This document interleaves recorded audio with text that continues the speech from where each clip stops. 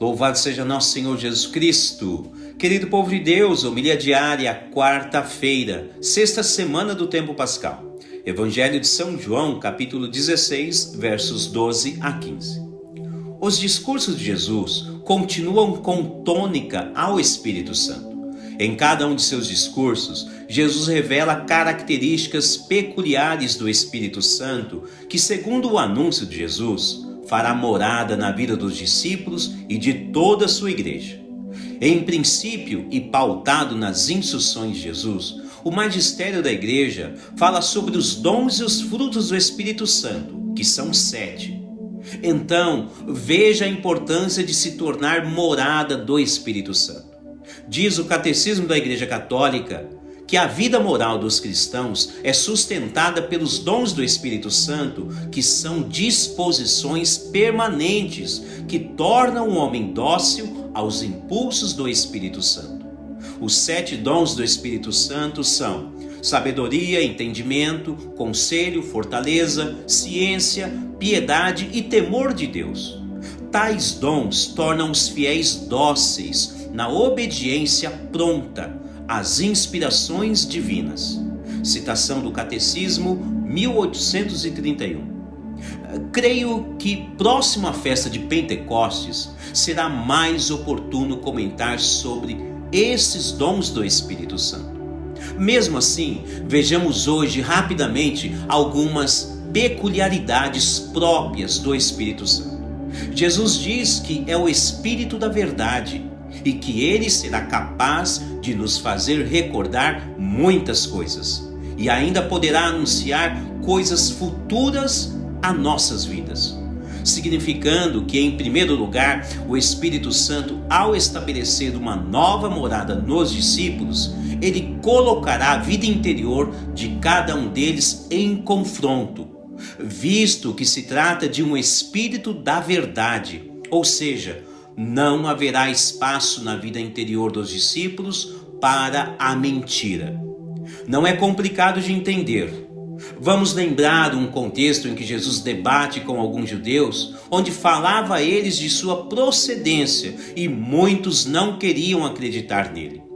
São João assinala esta passagem assim: Jesus disse aos judeus: vós tendes como pai o demônio e quereis fazer os desejos de vosso pai.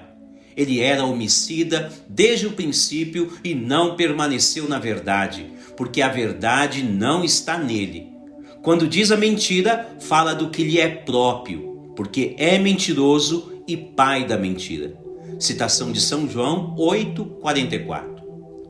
De forma acachapante, Jesus assinala que não há espaço para mentira onde o Espírito Santo fazer sua morada, o que deve ser refletido profundamente e levado em consideração por cada fiel. De maneira correlacionada, poderíamos aplicar aqui a lei de Newton, que diz: 2 corpos não podem ocupar o mesmo lugar no espaço. Ou mesmo na visão da metafísica, falar da impenetrabilidade, que é a qualidade da matéria, pela qual também 2 corpos não podem ocupar o mesmo espaço ao mesmo tempo. Por esta ótica, notem bem que não existe possibilidade alguma do fiel permanecer na mentira e querer ser uma pessoa repleta do Espírito Santo. Por isso é necessário uma tomada de decisão. Na primeira leitura, vemos uma sábia decisão. Paulo escolhe o Espírito Santo, ou seja, o Espírito da verdade. De fato, é graças a esta feliz escolha de Paulo que os frutos do Espírito Santo acompanham proficuamente a sua vida ministerial. Seja com sua sabedoria discursiva ou mesmo com orações em favor de muitos enfermos, o Espírito Santo sempre conduz Paulo de forma eficiente em seu ministério. É algo próximo a este exemplo de Paulo que Deus deseja realizar na vida de todos os fiéis.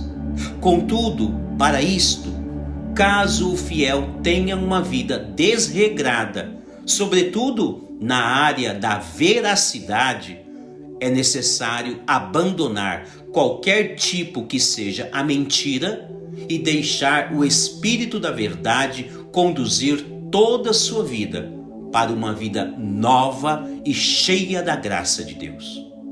Louvado seja nosso Senhor Jesus Cristo.